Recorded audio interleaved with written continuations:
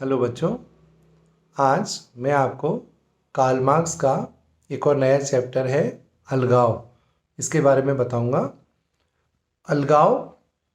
अगर हम साधारण अर्थों में कोई पूछें कि अलगाव क्या है, या मैं आपसे पूछूं कि आपके अपने शब्दों में अलगाव की परिभाषा क्या है,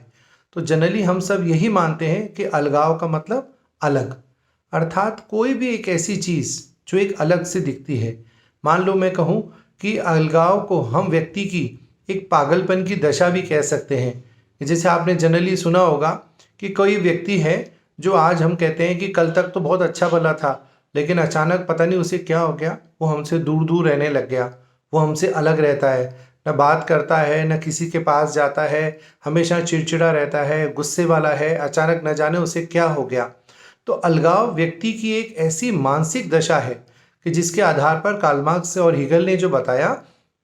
कि अलगाव को व्यक्ति की एक पागलपन की या एक अकेलेपन की दशा भी कह सकते हैं। अर्थात यदि मैं आपको कार्ल मार्क्स की एक परिभाषा बताऊं कि कार्ल मार्क्स ने जो अलगाव की परिभाषा है वो हीगल से ग्रहण की, और कार्ल मार्क्स ने जो उसको हीगल की परिभाषा के आधार पर स्वयं के बारे में जो बताया है कि अलगाव क्या है, तो कार्ल मार्क्स ये कहता है कि मार्क्स के अनुसार व्यक्ति की वह दशा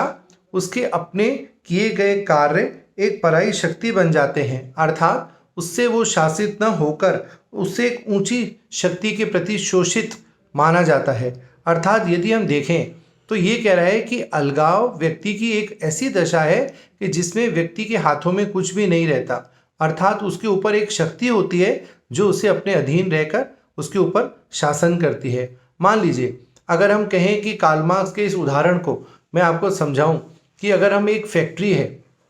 उस फैक्ट्री में मान लीजिए कपड़ा बनता है। अब उसमें कोई व्यक्ति है जो वहाँ एक श्रमिक के रूप में कार्य करता है।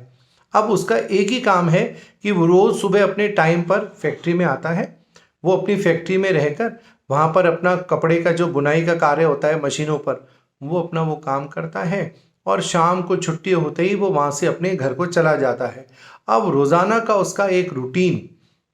कि जिसमें वो श्रमिक ये देखता है कि मैं जो ये कपड़ा बनाता हूँ मशीन पर, वो मैं कई वर्षों से एक ही जैसा काम करता आता है,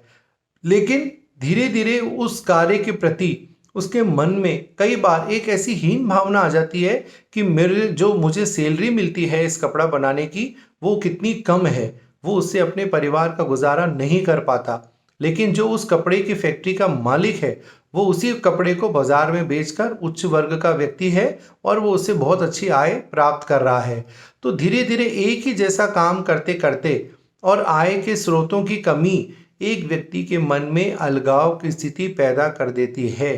तो कार्ल मार्क्स ने जो ये अलगाव के बारे में बताया है, हम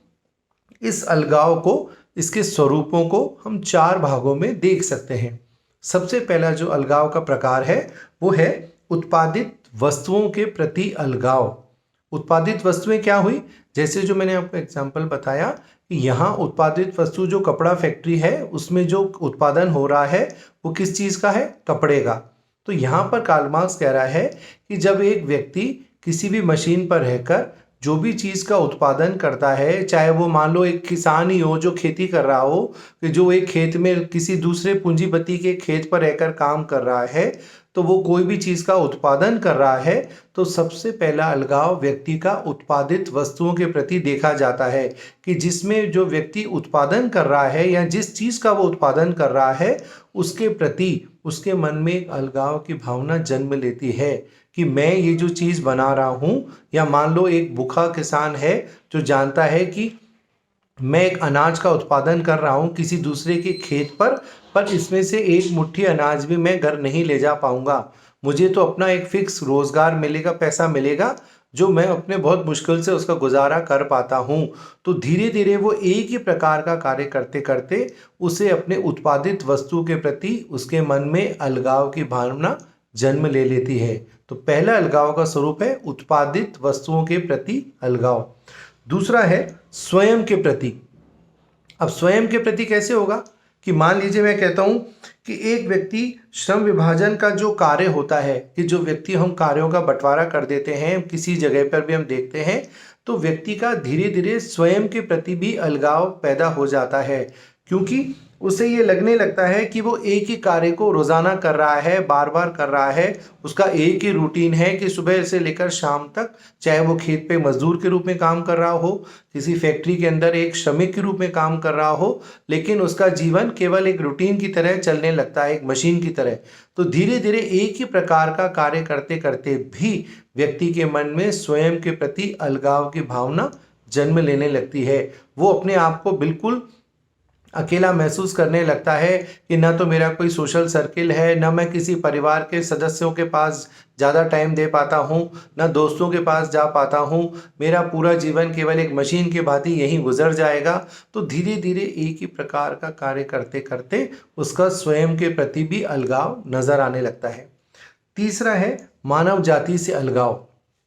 अब यहाँ एक व्यक्ति कह रहा है कि अलगाव, कार्ल मार्क्स कहता है कि व्यक्ति जहाँ भी काम करता है, लेकिन जब वो उसी कार्य को लंबे समय तक करता रहता है तो उसके मन में एक ऐसी अरुचि पैदा हो जाती है कि वो अपने मित्रों से, समाज के लोगों से, समुदाय वालों से, सबसे बिल्कुल अपने आप को अलग महसूस करने लगता है कि मेरा कोई नहीं है, मेरा जीवन ऐसा ही व्यतीत होगा, मैं इसके बारे में कुछ प्राप्त नहीं कर पाऊंगा। जो भी मेरा जीवन है वो केवल एक फैक्ट्री के अंदर या किसी खेत पर एक मजदूर के रूप में गुजर जाएगा। तो धीरे धीरे उसके मन में एक अलगाव की भावना जन्म लेने लगती है। वो स्वयं को अपने रिश्तेदारों से, दोस्तों से, परिवार वालों से, सबसे बिल्कुल दूर कर लेता है और उसके मन में ये हीन भावना जन्म लेती है और ये मानव जाति के प्रति अलगाव कहलाता है।